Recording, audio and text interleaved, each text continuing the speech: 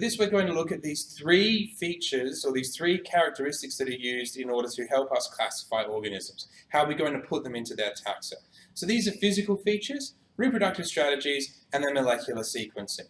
Now the physical features are used early in the process, and that's kind of self-explanatory. You discover an organism, you look at it. You see what it's made up of. Does it have 4 legs? Does it have 28 legs? Does it have no legs? Does it fly? These are the physical features. Now this is quite simple. The reason that we can use this to categorize organisms is based on simple logic. Organisms that have similar features should be related, at least more closely related than those organisms that have very different features. Now when we're looking at reproductive strategies, these are egg laying versus internal development, or we could look at the way that food is provided, and we'll talk about an example of that in a moment. These are also used to differentiate potentially physically similar organisms. So we might have an organism that has 4 legs, just like, so compare a dog to a horse then. And we then might try to look at, well, what are the different reproductive strategies? Now, the dog and a horse have very similar reproductive strategies. So obviously, they're not only physically similar, they're also reproductively similar. Then we look at, well, there's molecular sequencing then. This is looking at examining DNA. Is their DNA similar? How similar is it? We might even look at proteins then, because they're also molecules. We're looking for similarities, or we're looking for differences here. Now, we're just going to bring you over to the board, so we're going to have a look at an example that I've drawn up. So, I've got classification of 2 organisms here. We have an echidna and we have a brown snake. Now, both of these organisms have a spinal cord. However, the echidna has 4 usable legs. The snake, no usable legs. It does have little vestigial legs at the back. They're actually used in reproduction, but it's best not to go into how snakes have sex.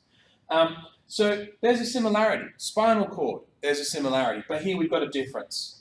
So we know that these are probably not specially related. They're not closely related. If we take a step down, again, another similarity, produces eggs.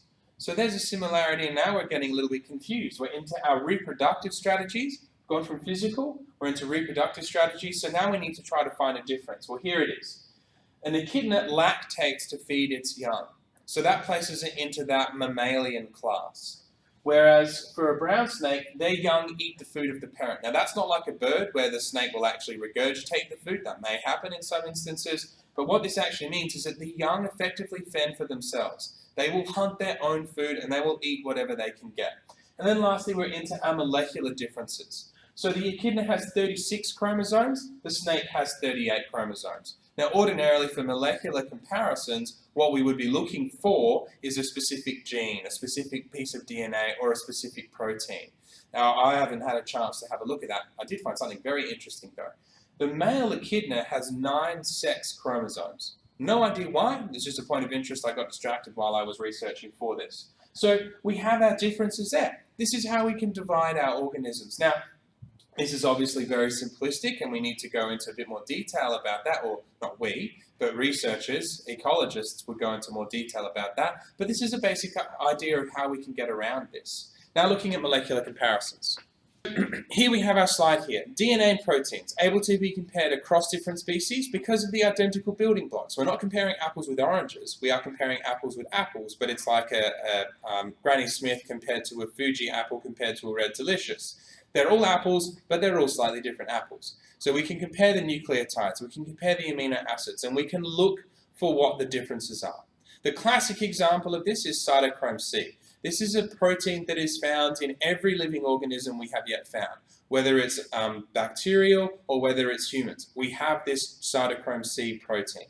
So we can use the amino acid sequence of this protein to look for the evolutionary relatedness. And this works because any changes to protein or DNA sequences are going to take considerable time. That's because a change ordinarily produces a disease. For something like cytochrome C, which is found everywhere, we know it's so important for survival, it means that any change to it that's going to reduce its function is going to cause death. So these DNA sequence changes are going to take a long time because they have to wait, that a change has to develop so that it's not going to cause disease. This therefore means that the organisms that have differing codes should be categorized differently. So this is not unnecessarily our last step as in a timeline, but this is our most clear and definitive step. When you examine the organisms for, or the DNA or protein sequence for an organism, this is a point where you then know exactly what's going on. Now where we're looking at reproductive isolation. So in the last chapter, reproductive isolation is a key feature of individual species. If you aren't reproductively isolated, if you're able to reproduce and produce fertile offspring, you are not a different species. So reproductive isolation is maintained by reproductive barriers. And these reproductive barriers might be pre-zygotic barriers or post-zygotic barriers. Now, pre obviously means before. Zygotic is referring to this term in very early embryogenesis, so the development of an embryo or embryology. Is a zygote is that very first fertilized egg stage. Before it gets into the uterus and implants, if it were a human, it's when that sperm fertilizes the egg up to around 200 cells. So these barriers, pre or post-zygotic, are biological features and they prevent gene flow between populations. If you can't have sex and produce offspring, then there isn't going to be gene flow. Now, if mating does occur and offspring are produced, the offspring are considered hybrids. Hybrids are not able to breed together. This means they can't make new versions of themselves, and so they're not a new species. And we can go into some examples around that in class if you've got questions. So if we've got a pre-zygotic and post-zygotic barriers, we just need a list. Now, I'm just going to put up a few, so I've got to get rid of what I've got up on the board there. I'm just going to put up a few, but you can copy those down.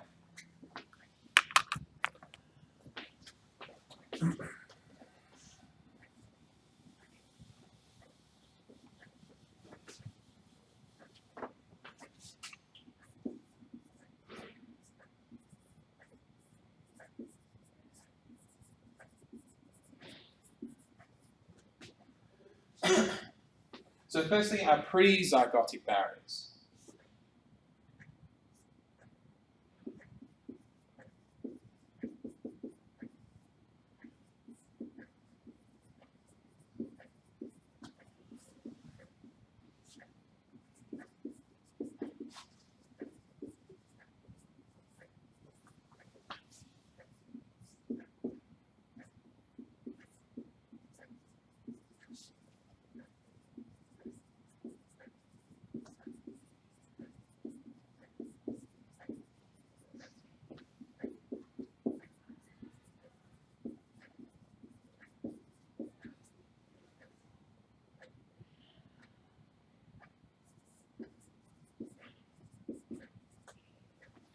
So those are three examples of pre-zygotic barriers. Now, I have the wonderful advantage that you can pause the video and copy this down. So I'm going to get rid of this straight away.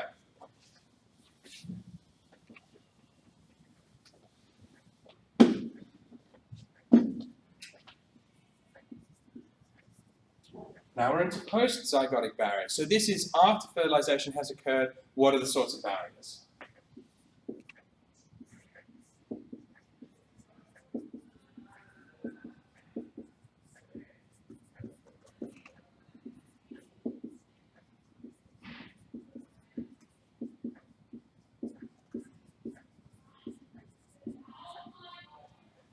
Those are two.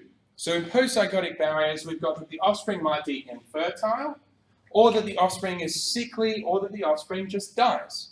Those are two examples of situations where we will have a problem that will occur post-zygotically, after fertilization has occurred.